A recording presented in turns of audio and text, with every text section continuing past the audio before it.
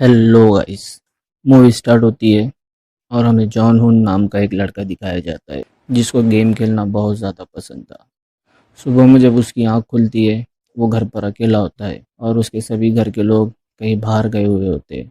तभी जॉन हुन देखता है कि टेबल पर उसके लिए कुछ नोटिस रखी हुई है जिसे रखा था जॉन हुन के माँ ने। जॉन हुन उसे उठाता है और उसे पढ़ता है। उसमें लिखा हुआ था कि घर के कुछ ग्रोसरी सामान ख़त्म हो चुकी है, तुम्हें जाकर लाना है। जॉन उन्हें पढ़ता है और उसे वहीं रख देता है। जिसके बाद जॉन ऑनलाइन गेम खेलने लग जाता है। तभी उसी में का एक फ्रेंड उसे बताता है टीवी पर बहुत ज़्यादा अजीब न्यूज़ आ रही है, तुम्हें एक बार देखना चाहिए। जॉन उन गेम छोड़कर उठता है और टीवी ऑन करता है। जैसा ही वो टीवी ऑन करता है तभी टीवी ऑफलाइन हो जाती है। को बहुत तेज़ आवाज़ आती है, इसलिए वो विंडो की तरफ बढ़ता है।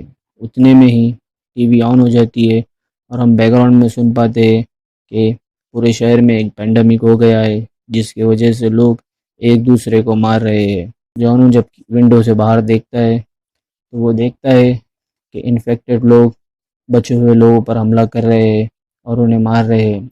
बचे हुए लोग अपनी जान बचाने के लिए इधर-उधर भाग रहे हैं। जॉन ये देखकर बहुत शॉक हो जाता है और बहुत परेशान हो जाता है। अब उसे अपनी फैमिली की चिंता हो रही थी। इतने में ही जॉन हून का एक लेबर उसके घर में घुस जाता है जो बहुत ज़्यादा घबराया हुआ था। जॉन हून शहर के हालात देखकर उसे घर से बाहर जाने के लिए कहता है। वो लड़का उससे रिक्वेस्ट करता है उसे एक बार उसका बाथरूम यूज़ करने के लिए दे। जॉन हून इस बात पर राजी हो जाता है और वो लड़का बाथरूम यूज़ करने चला जाता है। तभी जॉन हून टीवी पर देखता है कि जो लोग इन्फेक्टेड हो रहे हैं उनकी आंखों में ब्लड आ रहा है और वो कैनिबल स्ट्रीक शो करवा रहे हैं। उतने में ही उसका नेबर बाथरूम यूज करके बाहर आता है। जॉन जब उसे देखता है तो उसकी आंखें भी रेड होती है। जॉन बहुत घबरा जाता है और उसे कहता है कि तुम मेरा घर अभी छोड़कर चले जाओ। अब जॉन का नेबर भी इन्फेक्टेड होने लगा था। जॉन उसे देखकर बहुत घबरा जाता है और उसे किसी तरह से बचते हुए उसे लड़ाई झगड़ा करके उसे घर के बाहर कर देता है। जॉन उसे घर के बाहर करके दरवाजा बंद कर देता है और दरवाजे के आड़ में एक अपना फ्रिज रख देता है ताकि कोई भी इन्फेक्टेड आदमी दोबारा घर में ना आ सके। अब जॉन उनको अपने फैमिली की चिंता हो रही थी। वो अपने मॉम को कॉल करता है पर नेटवर्क ना होने की वजह से कॉल नहीं लगता। जॉन उन बहुत बार ट्राई करता है पर कॉल नहीं लगता। उतने में ही उसे एक मैसेज रिसीव होता है और वो मैसेज भेजा था उसे उसकी माँ ने। उसमें लिखा था कि हम सेफ है, तुम भी घर पर सेफ रहो और न्यूज देखते रहो। ये मैसेज देखकर जॉन उनको बहुत सुकून मिलता है। इसके बाद जॉन उन मोटिवेशनल के लिए एक नोटिस पर अपनी फैमिली फोटो पर एक नोटिस लगाता है जिसमें लिखा हुआ था कि मैं सरवाइव करूंगा। इसी तरह जॉन हून का एक दिन गुजर जाता है। अगले दिन जॉन हून जब सोकर उठा है तो वो देखता है कि सोशल मीडिया पर कुछ लोग अपनी फोटो अपलोड कर रहे हैं और अपना लोकेशन बताकर हेल्प मंगा रहे हैं। जॉन हून भी अपनी एक फोटो खींचकर सोशल मीडिया पर अपलोड कर देता है ताकि उसे भी कोई बचाने के लिए आ सके। जॉन हून अब घर में अकेला था और बोर हो रहा था तो वो गेम खेलने लग जाता है। कुछ देर गेम खेलने के बाद गेम भी बंद हो जाता है नेटवर्क ना होने की वजह से। जॉन बहुत परेशान हो जाता है। तभी बाहर से गोली चलने की आवाज आती है। जॉन विंडो के पास जाता है, देखता है कि एक लेडी पुलिस है जो इन्फेक्टेड लोगों को शूट करते जा रही है और उतने में ही उस लेडी पुलिस की गोली खत्म हो जाती है और उसे एक ज़ॉम्बी मार देता है। जॉन ये देखकर बहुत ज्यादा अपसेट हो जाता है और जोर जोर से चीखने लगता है ताकि उस लेडी पुलिस वाले को इन्फेक्टेड लोग छोड़ दे, पर ऐसा नहीं होता। इन्फेक्टेड लोग उसे अपने ग्रुप की तरफ खींच कर ले जाते हैं। जॉन उनके जोर जोर से चीखने की वजह से एक इन्फेक्टेड आदमी उसका दरवाजा खोल के अंदर घुसने की कोशिश करता है। जॉन उन ये देख लेता है। जॉन उनको अब अपनी जान बचानी थी। वो अपने दिमाग का इस्तेमाल करता है और अपने ही गैलरी के टक्कर खड़े हो जाता है। तब जो इन्फेक्टेड आदमी उसके करीब आता है और वो नीचे गिर जाता है जिसकी वजह से इन्फेक्टेड आदमी की मौत हो जाती है। जॉन उन की जान बच जाती है। तब जॉन उन बालकनी से लटका हुआ था तो वो नीचे देखता है। जो लेडी पुलिस थी वो अब इन्फेक्टेड हो चुकी थी। जॉन हून को ये देखकर बहुत बुरा लगता है। जॉन हून जब वापस अपने घर में जाता है तो वो देखता है कि जो उसका फ्रिज था वो पूरा नीचे गिर चुका है और उसके जो खाने का सामान था वो भी पूरा बर्बाद हो चुका है, जिससे अब जॉन हून के पास में ना खाने की चीजें हैं ना पीने की चीजें है। जॉन हून ने यहाँ बहुत बड़ी गलती कर दी फ्रिज को दरवाजे के आड़ में लगाकर। अब जॉन हून के पास में कोई रास्ता नहीं है खाने के लिए और पीने के लिए, क्योंकि उसने पूरा जो भी सामान था उसका हफ्ते भर का वो सारा अब बर्बाद हो चुका था। जॉन हून के पास खाने के लिए कुछ भी नहीं। जॉन हून बहुत पछताता है। अब जॉन हून अपनी विंडो को भी टेप से पूरा कवर कर देता है ताकि कोई भी इन्फेक्टेड आदमी उसे ना देख सके। अब जॉन हून अपने घर में अकेला था और टाइम पास के लिए कुछ सॉन्ग वगैरह सुनने लगता है। इसी तरह उसके 10 दिन गुजर जाते हैं। जॉन हून के पास जो भी बचा कुचा सामान था अब वो खत्म हो रहा था। अब उसके पास पानी पीने के लिए पानी भी नहीं था और वो ये सारा सामान लाने के लिए कहीं जा भी नहीं सकता था, क्योंकि बाहर इन्फेक्टेड लोग उसका इंतजार कर रहे थे जो उसे भी इन्फेक्टेड कर सकते थे। जॉन हून के पास खाना और पानी ना होने की वजह से अब जॉन हून बहुत ज्यादा कमजोर हो चुका था। उसे हेलोजिनेशन हो रहा था। ऐसा लग रहा था जैसे उसके माँ बाप वापिस आ गए हैं और सब नॉर्मल हो गया है, पर ऐसा नहीं था। जॉन हून को ये सिर्फ खाना और पानी ना मिलने की वजह से जॉन हून को अपने फैमिली की चिंता हो रही, क्योंकि नेटवर्क ना होने की वजह से पिछले कई दिनों से अपने फैमिली से कांटेक्ट नहीं हो पा रहा। उसी वक्त जॉन हून को एक वॉइस मेल रिसीव होता है जो उसके फैमिली का था। जॉन हून उस वॉइस मेल को सुनने के लिए अपनी बालकनी से लटक जाता है, क्योंकि अब घर में नेटवर्क नहीं आ रहा था। वॉइस मेल से पता चलता है कि उसके फैमिली पर भी इन्फेक्टेड लोगों ने अटैक कर दिया है और उसकी फैमिली इस दुनिया में नहीं है। ये बात सुन के जॉन हून को बहुत दुख होता है और गुस्से में आकर जॉन हून घर का सामान तोड़ने लगता है। जॉन हून गुस्से में बाहर निकल जाता है इन्फेक्टेड लोगों को मारने के लिए। कुछ देर इन्फेक्टेड लोगों को मारने के बाद बहुत सारे इन्फेक्टेड लोग उसकी तरफ आने लगते हैं। आवाज़ की वजह से जॉन हून को भागना पड़ता है। जॉन हून की जिंदगी ऐसे ही गुजर रही थी और समय के साथ साथ सिचुएशन और भी ज़्यादा ख़राब हो रही थी। इन्फेक्टेड लोग हर तरफ तबाही मचा रहे थे, जिस वजह से पूरे शहर की बिजली और पानी बंद हो चुका था। जॉन हून ऐसी जिंदगी से परेशान हो चुका। एक दिन जॉन हून फांसी लेने लगता है, तभी उसके चेहरे पर कोई लेजर लाइट से पॉइंट करता है। जॉन हून समझ जाता है मेरे अलावा भी इस अपार्टमेंट में और कोई सर्वाइवर जिंदा है। खुद को किसी तरह उस फांसी के फंदे से अलग करता है और नीचे उतर जाता है। जॉन हून जब विंडो से बाहर देखता है उसे पता चलता है कि सामने वाली बिल्डिंग में एक सर्वाइवर है, जो एक लड़की है जो ऐसे सिचुएशन में भी सरवाइव कर रही है। उस लड़की का नाम यूबिन है।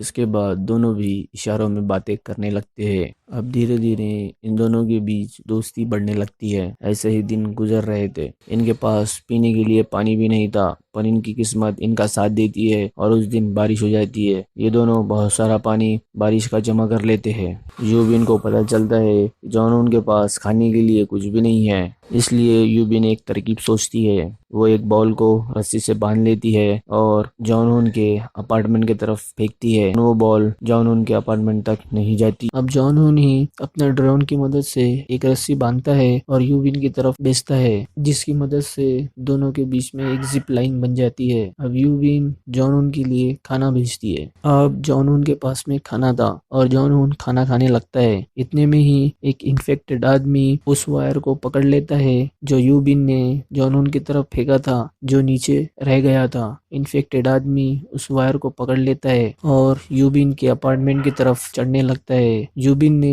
उस वायर को अपने टेबल से बांधा था। इन्फेक्टेड आदमी की पकड़ने की वजह से वो टेबल यूबिन से टकरा जाता है और यूबिन बेहोश हो जाती है। जॉन हून बहुत ज्यादा घबरा जाता है और वो अपने ड्रोन की मदद से उस इन्फेक्टेड आदमी को डिस्ट्रैक्ट करने की कोशिश करता है, पर वो नाकाम हो जाता है। इन्फेक्टेड आदमी उस ड्रोन को गिरा देता है। उतने में ही यूबिन को भी होश आ जाता है। यूबिन उस इन्फेक्टेड आदमी का हाथ काट देती है, जो उसके अपार्टमेंट तक बस अब आ ही चुका था। यूबिन उसका हाथ काट देती है और और वो इन्फेक्टेड आदमी नीचे गिर जाता है। यूबिन की जान बच जाती है। अब दोनों भी बहुत ज्यादा खुश थे। इसी तरह धीरे धीरे दोनों के दिन गुजर रहे थे। कुछ दिन गुजर जाने के बाद अब इनके पास खाना और पानी फिर से खत्म हो चुका था। जॉन हून दूसरे अपार्टमेंट में जाकर सामान देखने की का सोचता है ताकि वो यूबिन के लिए भी अब खाना इकट्ठा कर सके। एक दिन जॉन हून निकल जाता है सामान ढूंढने के लिए। वो एक अपार्टमेंट में पहुंचता है जहाँ उसे बहुत सारा खाना मिल जाता है और साथ में ही कुछ चीजें भी मिलती है जैसे वॉकी टॉकी और बहुत सारी चीजें। जॉन हून सामान लेके निकल ही रहा था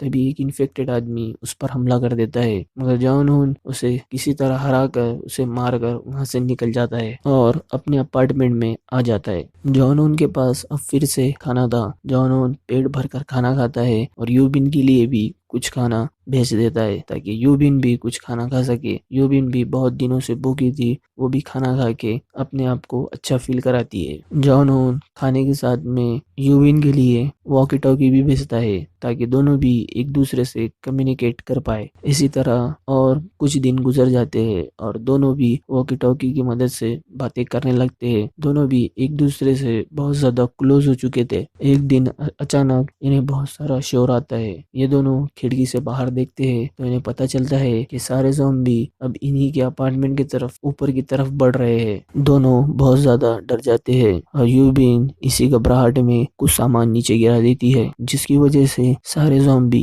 इसी के रूम की तरफ बढ़ने लगते हैं। यूबिन यहाँ पर समझदारी से काम लेती है और अपने मोबाइल से दूसरे अपार्टमेंट में फोन करती है ताकि उसकी फोन की आवाज की वजह से सारे ज़ॉम्बी उधर चले जाए। और वो तभी ऐसे ही है, सारे ज़ॉम्बी आवाज सुनकर दूसरे अपार्टमेंट की तरफ जाने लगते हैं। अब जॉन हून और यूबिन का सरवाइव करना यहाँ पर बहुत ज्यादा मुश्किल हो चुका था क्योंकि हर तरफ अब ज़ॉम्बी ही ज़ॉम्बी थे। दोनों भी एक दिन एक प्लान बनाते हैं कि 8वीं फ्लोर पर उन्हें जाना चाहिए क्योंकि यूबिन ने 8वीं फ्लोर पर किसी भी इन्फेक्टेड आदमी को नहीं देखा था जहाँ पर उन्हें सरवाइव करने के लिए खाना और पानी मिल सकता था। इसके बाद जॉन हून और यूबिन तैयार होते हैं 8वीं फ्लोर पर जाने के लिए। यूबिन रस्सी की मदद से नीचे उतर जाती है और इन्फेक्टेड लोगों को मारने लगती है। जॉन हून भी उसकी मदद के लिए नीचे आ जाता है और दोनों भी इसी तरह बचते हुए लिफ्ट तक पहुंच जाते हैं। लिफ्ट की मदद से वो दोनों 8वीं फ्लोर पर पहुंच जाते हैं, लेकिन 8वीं फ्लोर पर भी बहुत सारे इन्फेक्टेड लोग आ जाते हैं और इन पर हमला करने लगते हैं। पर तभी एक आदमी इनकी जान बचाने के लिए वहां पर आ जाता है और इन दोनों को